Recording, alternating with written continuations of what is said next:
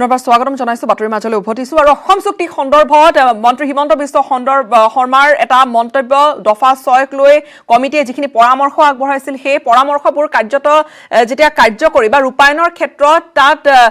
তেওঁ ৰূপায়ণ কৰিব নোৱাৰি বুলি বা অসম্ভৱ বুলি এটা মন্তব্য কৰিছে আৰু স্বাভাৱিকতে এই মন্তব্যৰ পিছত যথেষ্ট প্ৰতিক্ৰিয়াৰ সৃষ্টি হৈছে অসম চুক্তি সন্দৰ্ভত পুনৰ সৰব হৈ পৰিছে মন্ত্ৰীগৰাকীৰ এই মন্তব্যৰ পিছতে সদৌ অসম ছাত্ৰ সন্থা কিন্তু পূৰ্বৰ মন্ত্ৰীগৰাকীৰ এটা ভাষ্যলৈ আপোনালোকক লৈ যাবলৈ বিচাৰিছিলো অসম চুক্তি বা 6 নম্বৰ দফা সন্দৰ্ভত এটা তেওঁ মন্তব্য এটা কৰিছিল ইয়াত পূৰ্বৰ অৱশ্যে তেওঁৰ ভাষ্য হেয়া এই মুহূৰ্তত শুনাবলৈ লম কমিটিখনে ৰিকমেণ্ডেশ্যন দিয়াৰ পিছত ইয়াৰ গোটেই ৰিকমেণ্ডেশ্যনখিনি সংবিধানৰ 371 নম্বৰ ধাৰাত ইয়াক সন্নিৱিষ্ট কৰিব লাগে যাতে এই লিগেল চেলেঞ্জৰ ওপৰত থাকে আইনী প্ৰক্ৰিয়াই যাতে এইখিনিক চেলেঞ্জ কৰিব নোৱাৰে তাৰ কাৰণে এই গোটেই ৰিকমেণ্ডেশ্যনখিনিক আৰ্টিকল 371 যেনেকৈ ছিকিম নাগালেণ্ডৰ কাৰণে বিশেষ প্ৰাৱধান আছে সংবিধানত সেই আৰ্টিকল 371ৰ অন্তৰ্ভুক্ত কৰিব লাগে মৌলিকভাৱে প্ৰধানমন্ত্ৰী ডাঙৰীয়া এই দিশতো সন্মত হৈছিল যে কমিটিয়ে যদি ৰিকমেণ্ডেশ্যন কৰে যে all this should be part of article 371 of the constitution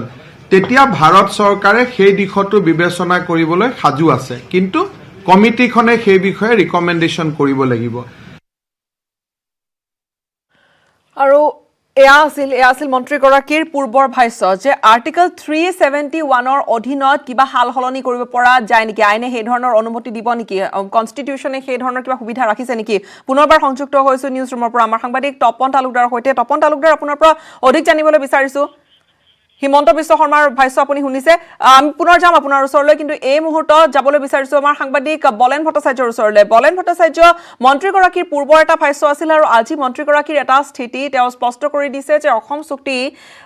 6 number দফা যি পৰামৰ্শ আগবঢ়াইছিল কমিটিখনে সেই উচ্চস্তৰীয় কমিটিৰ পৰামৰ্শখিনি ৰূপায়ণৰ ক্ষেত্ৰত অসম্ভৱ বুলি তেওঁ মন্তব্য কৰিছে সব ৰাজ্যত কা আন্দোলনৰ যি ভয়াৱহতা বা কা আন্দোলন যি সময়ত ৰাজ্যত দেখিব পোৱা গৈছিল যে এক জংগী আন্দোলন ৰূপে গঢ়ি তুলিছিল আৰু সেই সময়ছোৱাতে আচলতে কেন্দ্ৰীয় চৰকাৰ তথা ৰাজ্য চৰকাৰে এই আন্দোলন প্ৰশমিত কৰাৰ কাৰণে শেহতীয়াকৈ দেখিব পোৱা গৈছে 6 নং দফা কাৰ্যকৰীকৰণ কমিটিখন গঠন কৰা হৈছিল আৰু সেই কাৰ্যকৰীকৰণ কমিটিখনে দাখিল দিয়া প্ৰতিবেদনলৈকে অপেক্ষা কৰি আছিল আৰু সেই সময়ত যদি আমি চাবলৈ যাওঁ ৰাজ্যৰ মুখ্যমন্ত্ৰীকে প্ৰমুখ্য কৰি সেই সময় বৰ্তমানৰ বিত্তমন্ত্ৰী হিমন্ত বিশ্ব শৰ্মাই অধীৰ অপেক্ষাৰে সেই সময়ত জনতাক আক্ষেপেৰে কৈছিলে যে কেতিয়া প্ৰতিবেদনখন তেখেতসকল প্ৰতিবেদন সমিতিয়ে দাখিল কৰিব তালৈ অপেক্ষা চাই আছে আৰু যদি সেই প্ৰতিবেদন সমিতিয়ে দাখিল কৰে প্ৰতিবেদনখন তাৰ পিছতে তেখেতসকলে আখৰে আখৰে সেই সমূহ পালন কৰিব তথা কাৰ্যকৰী কৰিব বুলি আচলতে জনতাক সেই সময়ত আস্থা ভজন কৰিছিলে আৰু দেখিব পোৱা গৈছিল আৰু যি সময়ত প্ৰতিবেদন দাখিল কৰা হৈছিল সেই সময়ৰ পৰাও কিন্তু কোৱা হৈছিল যে প্ৰায় 2 দিন পূৰ্বলৈকে যে এই গোটেই পুংখানুপুংখভাৱে বিশ্লেষণ কৰি থকা হৈছে প্ৰতিবেদনখন আৰু তাৰ পিছতে তেখেতসকলে কাৰ্যকৰী ৰূপ দিব কিন্তু শেহতীয়াকৈ মন্ত্ৰী হিমন্ত বিশ্ব শৰ্মাৰ এই ধৰণৰ ভাষ্যই প্ৰক্ৰিয়াতে ৰাজ্য চৰকাৰখনে প্ৰতিবেদনখন কি ৰূপত জনতাক বা কি ৰূপত আচলতে কাৰ্যকৰী কৰিব বিচাৰিছে সেয়া কিন্তু এই মুহূৰ্তত স্পষ্ট হৈছে এই মুহূৰ্তত দেখিব পোৱা গৈছে যে ৰাজ্যৰ কেইবাটাও দল সংগঠনে এই মুহূৰ্তত প্ৰতিক্ৰিয়া ব্যক্ত কৰিছে আৰু এই মুহূৰ্তত উপস্থিত আছো ৰাইজৰ দলৰ হতে আৰু ৰাইজৰ দলত উপস্থিত আছে ভাস্কৰী শইকীয়া মনে এই বিষয়টো প্ৰতিক্ৰিয়া ল'বলৈ চেষ্টা কৰিম আৰু জানিব বিচাৰিম যে মন্ত্ৰী হিমন্ত বিশ্ব শৰ্মাৰ নিৰ্বাচনৰ প্ৰাক মুহূৰ্তত কিদৰে আচলতে তেখেতৰ এই ধৰণৰ মন্তব্যই কি হ'ব বিচাৰিছে জনতাক আচলতে কোন দিশে আগুৱা বিচাৰিছে বা অসমৰ কাৰণে যিখন আচলতে কৈ থকা আছে অসম চুক্তি ৰূপায়ণৰ কাৰ্যকৰীকৰণ সমিতিয়ে দাখিল কৰা এই প্ৰতিবেদনখন আচলতে ৰূপৰ সফলতা আচলতে পাবনে অসমে মন্ত্ৰী হিমন্ত বিশ্ব শৰ্মাই অসম চুক্তিৰ 6 নং দফা সমিতিৰ প্ৰতিবেদনক লৈ যি মন্তব্য প্ৰকাশ কৰিছে সেই মন্তব্যত এটা কথা অতি স্পষ্টভাৱে প্ৰকাশ পাইছে যে বিজেপি চৰকাৰ কোনো পধ্যেই অসমৰ খিলঞ্জীয়া মানুহৰ পক্ষত নাই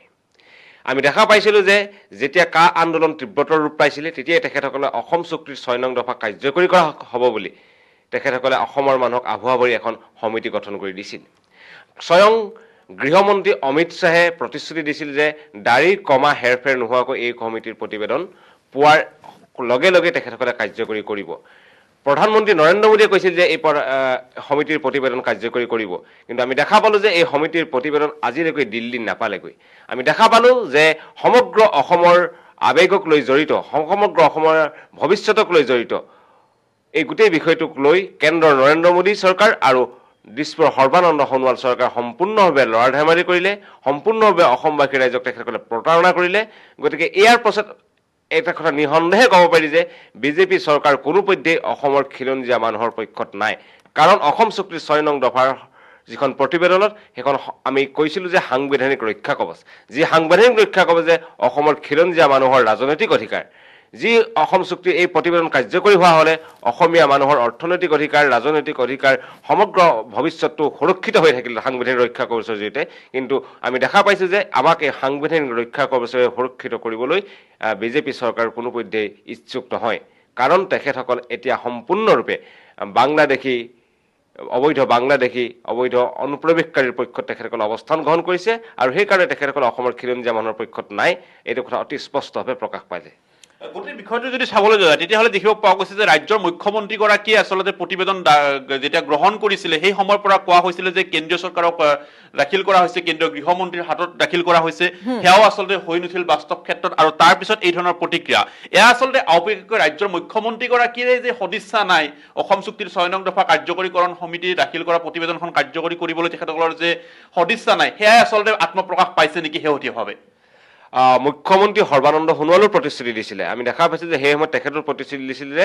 অসম চুক্তিৰ 6 নং দফা সমিতিৰ প্ৰতিবেদন কাৰ্যকৰী কৰা হ'ব আৰু অসম চুক্তিৰ 6 নং দফা সমিতিৰ প্ৰতিবেদন যদি কাৰ্যকৰী কৰা হয় কাই মাতি আনিব পৰা বিপদবিলাক তেখেতসকল নোহোৱা হ'ব বুলি অসমীয়া মানুহক আভুৱা ভাৰিছিলে। কিন্তু শেহতীয়াকৈ আমি দেখা পাইছোঁ যে মুখ্যমন্ত্ৰী সৰ্বানন্দ সোণোৱালৰ গোটেই বিষয়টোক লৈ কোনো ধৰণৰ তেখেতৰ সদিচ্ছা নাই, বিত্তমন্ত্ৰী হিমন্ত বিশ্ব শৰ্মা নাই, আৰু আটাইতকৈ ডাঙৰ কথা যে অসম চুক্তিৰ 6 নং দফা কাৰ্যকৰীকৰণত আটাইতকৈ মূল দায়িত্বটো থাকিলেহেঁতেন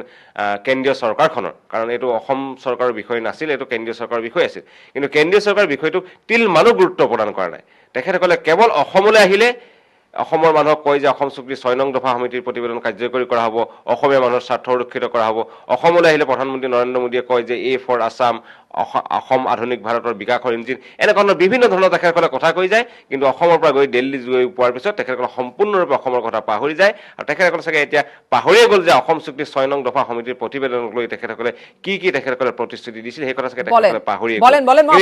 পুনৰ আহিম, দুটা আৰু প্ৰশ্ন আছে। কিন্তু তপন তালুকদাৰ, আপুনি ইয়াৰ পূৰ্বৰ হিমন্ত বিশ্ব শৰ্মাৰ যি এটা স্থিতি আছিল বা তেতিয়া তেওঁৰ যি ষ্টেণ্ড আছিল সেই সন্দৰ্ভত তেওঁ উল্লেখ কৰিছে, আৰ্টিকেল 371ৰ কথা উল্লেখ কৰা হৈছিল, সেই তেওঁৰ ভাষ্যত সেইখিনি কথা তেওঁ কৈছিল কি প্ৰভিজন থাকিব পাৰে। আৰু যিখন কমিটি আছিল তাত লিগেল এক্সপাৰ্ট, আইনী বিশেষজ্ঞ বহুকেইগৰাকী আছিল, যিখন কমিটি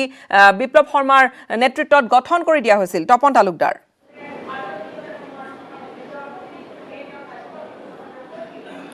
হয়, বিপ্লৱ শৰ্মাৰ দৰে মানুহ কমিটিৰ নেতৃত্বত আছিলে। তাৰপিছতো যদি কোনোবাই কয় যে এইখনত আইনী প্ৰব্লেম আছে, এই কথাটো মানে হাঁহি উঠা কথা। 2 নম্বৰ কথা, চৰকাৰৰ হাতত যেতিয়া প্ৰতিবেদনখন পৰিছিলে তেওঁলোকে তেতিয়া এই কথাটো গম পাইছিল আৰু তেতিয়াই তেওঁলোকে এটা ব্যৱস্থা ল'ব লাগিছিলে। চৰকাৰে কি কৰিব লাগিছিল, যদি আইনগতভাৱে সমস্যা আছে তেতিয়াহ'লে কমিটিৰ লগত পুনৰ বহি তেওঁলোকে সমস্যাটোৰ সমাধান কৰিব লাগিছিল, যে ইয়াক আইনী ভেলিডিটি কেনেকৈ দিব পৰা যায়, সেই ব্যৱস্থা কৰি খিলঞ্জীয়াক ৰক্ষা কৱচ দিয়াৰ ব্যৱস্থা কৰাটো উচিত আছিল। তাকে নকৰি মুখ্যমন্ত্ৰী মনে মনে থাকিল, বিত্তমন্ত্ৰী মনে মনে থাকিল, কেন্দ্ৰীয় চৰকাৰ মনে মনে থাকিল। এনে এটা পৰিস্থিতিত আছুৱে যোৱা বছৰ আগষ্ট মাহত প্ৰতিবেদনখন ৰাজহুৱা কৰিবলৈ বাধ্য হ'ল, কিন্তু তাৰ পাছতো কোনো কাম আগ নাবাঢ়িল। ৰাজ্য চৰকাৰে ক'লে যে প্ৰতিবেদনখন আমি কেন্দ্ৰক দিম বা দিছোঁ, কিন্তু এটা সময়ত সংসদৰ পৰা গম পোৱা গ'ল প্ৰতিবেদনখন ৰাজ্য চৰকাৰৰ হাততেই আছে। আৰু শেষ মুহূৰ্তত তেওঁলোকে কৈছিলে যে কেন্দ্ৰীয় চৰকাৰৰ আইন লিগেল সেলে গোটেই প্ৰতিবেদনখন চাই আছে, তেওঁলোকৰ পৰামৰ্শৰ পিছতহে গোটেই কথাখিনি স্পষ্ট কৰিব পৰা হ'ব। কিন্তু শেষ মুহূৰ্তত হিমন্ত বিশ্ব শৰ্মাই এইটো কৈ দিলে যে এইটো অসম্ভৱ, আইনৰ অধীনত এই কামটো কৰিব পৰা নাযাব। গীতাশ্ৰী, হয়, ইয়াৰ পূৰ্বৰ আচলতে পুনৰবাৰ সেই ভাষ্য আগবঢ়াবলৈ বিচাৰিম। হিমন্ত বিশ্ব শৰ্মাই ইয়াৰ পূৰ্বতে তেওঁৰ কি স্থিতি আছিল সেই ভাষ্য যদি আমি পুনৰ প্লে কৰিব পাৰোঁ।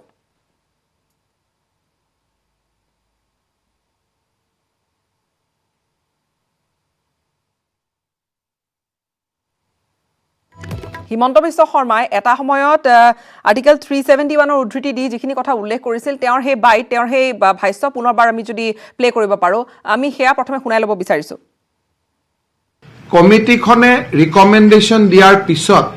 ইয়াৰ গোটেই ৰিকমেণ্ডেশ্যনখিনি সংবিধানৰ 371 নম্বৰ ধাৰাত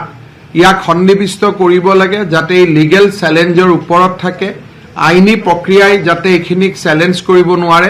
তাৰ কাৰণে এই গোটেই ৰিকমেণ্ডেশ্যনখিনিক আৰ্টিকল 371 যেনেকৈ ছিকিম নাগালেণ্ডৰ কাৰণে বিশেষ প্ৰাৱধান আছে সংবিধানত সেই আৰ্টিকল 371ৰ অন্তৰ্ভুক্ত কৰিব লাগে মৌলিকভাৱে প্ৰধানমন্ত্ৰী ডাঙৰীয়া এই দিশতো সন্মত হৈছিল যে কমিটিয়ে যদি ৰিকমেণ্ডেশ্যন কৰে যে all this should be part of article 371 of the constitution তেতিয়া ভাৰত চৰকাৰে সেই দিশতো বিবেচনা কৰিবলৈ সাজু আছে কিন্তু কমিটিখনে সেই বিষয়ে ৰিকমেণ্ডেশ্যন কৰিব লাগিব তপন তালুকদাৰ কমিটিয়ে যদি ৰেকমেণ্ডেশ্যন দিয়ে অৰ্থাৎ কমিটিয়ে যদি পৰামৰ্শ আগবঢ়ায় আৰু 371ৰ অন্তৰ্গত কৰিবলৈ সাজু আছে বা সেই ধৰণৰ এটা সদিচ্ছা আছে কেন্দ্ৰৰ বুলি তেওঁ এটা সময়ত স্পষ্ট কৰিছিল কিন্তু আজি তেওঁৰ এই এটা বিপৰীত স্থিতি দেখা গৈছে বিপৰীত স্থিতি বা ক'বলৈ গ'লে তেওঁ এক প্ৰকাৰ অসম্ভৱ বুলিয়ে কৈ দিছে 6 নম্বৰ দফা ৰূপায়ণ কমিটিৰ যি প্ৰতিবেদন সেয়া কাৰ্যত ৰূপায়ণ কৰা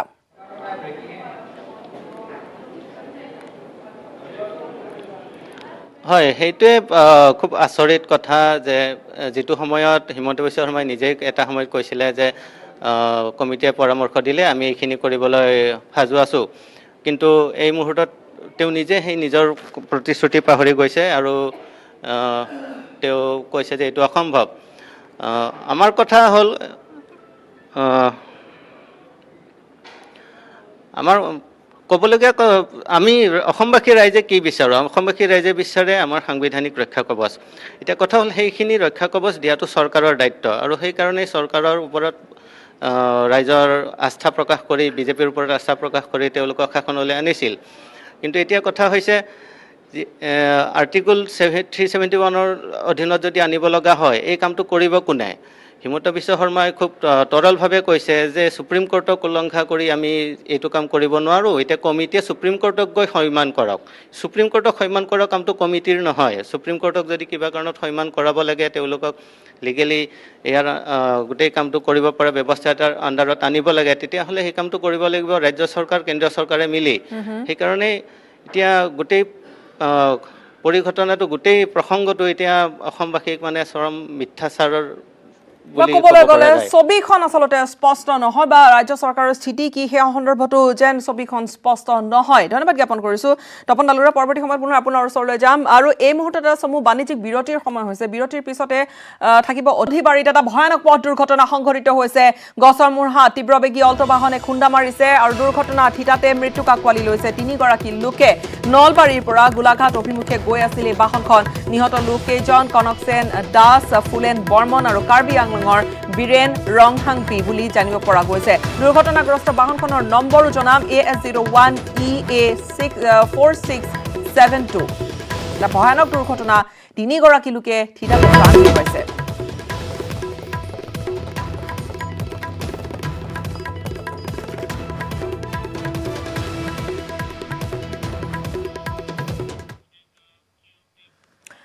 জম্মু কাশ্মীৰত উগ্ৰপন্থী আৰু নিৰাপত্তাৰক্ষীৰ মাজত লাগিছে তুমুল সংঘৰ্ষ কাশ্মীৰৰ শোপিয়ানত সেনাৰ গুলীত নিহত হৈছে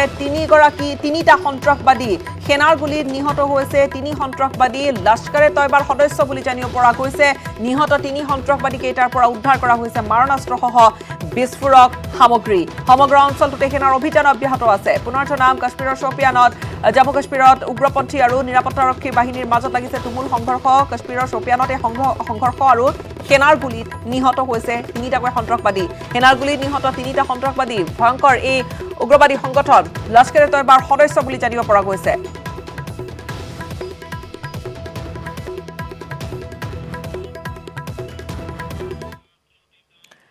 তেজপুৰৰ কুমাৰ চুবুৰীৰ পুৱতি নিশা লাগিল বিধ্বংসী জুই দুটাকৈ ব্যৱসায়িক প্ৰতিষ্ঠানত অগ্নিকাণ্ডৰ সূত্ৰপাত ঘটে অৱশ্যে কি কাৰণত জুইৰ সূত্ৰপাত ঘটিল সেয়া এতিয়ালৈকে জানিব পৰা হোৱা নাই জুইত সম্পূৰ্ণৰূপে জাহ গৈছে মজাং বেভৰেজ আৰু বিমলা সোফা শিল্প নামৰ এই দুয়োখন প্ৰতিষ্ঠান অগ্নিকাণ্ডত ব্যৱসায়িক প্ৰতিষ্ঠান দুয়োখনৰ 15 লাখ টকাৰো সামগ্ৰী নষ্ট হৈছে সম্পূৰ্ণৰূপে বিনষ্ট হৈ পৰিছে স্থানীয় লোকৰ সহায়ত অগ্নি নিৰ্বাপক বাহিনীয়ে জুই নিৰ্বাপন কৰে অগ্নিকাণ্ডৰ কাৰণ কিন্তু এতিয়ালৈকে জানিব পৰা হোৱা নাই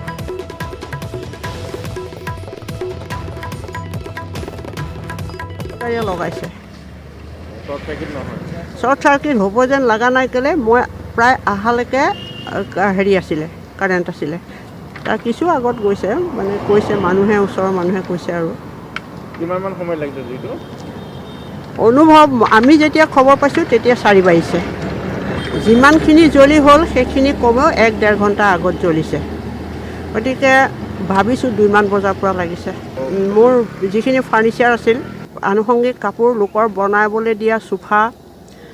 ৰেডিমেড সোফা গোটেইখিনি ধৰিছোঁ মানে 3 পৰা 5 লাখ টকাৰ ভিতৰত সফ্ট ড্ৰিংকৰ দোকান কোকা-কোলা ডিষ্ট্ৰিবিউটৰ হয় কি সন্দেহ কৰিছে শ্বৰ্ট চাৰ্কিট ওচৰৰ দোকানখনত কিমানমান টকাৰ সম্পত্তি নষ্ট হ'ল